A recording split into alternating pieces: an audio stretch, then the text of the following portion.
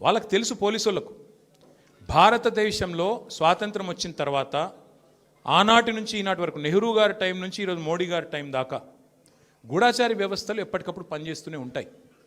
గూఢాచారి వ్యవస్థ ఎందుకు పనిచేస్తుంది? పోలీస్ నిఘా వ్యవస్థ ఎందుకు పనిచేస్తుంది?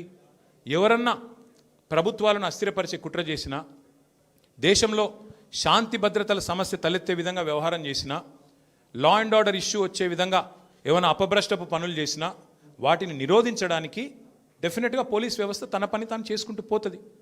2015లో మన తెలంగాణ రాష్ట్రం ఏర్పడ్డ తొలినాళ్లలో మా ఎమ్మెల్యే గారిని ఒకరిని కొనడానికి ఒక దొంగ 50 లక్షల రూపాయల బ్యాగ్తో వచ్చి దొరికిండు. దొరికిన తర్వాత ఆ దొంగ మీద ఏమైనా నిఘా పెట్టిండ్రేమో పోలీసులు. మాకేం తెలుసు? మాకేం సంబంధం?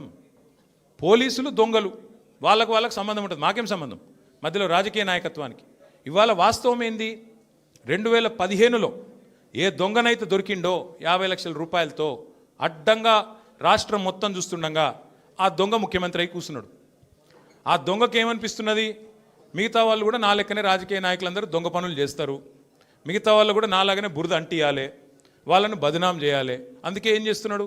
విచారణ పేరిట ఆదేశాలు జారీ చేస్తూ ఉన్నాడు.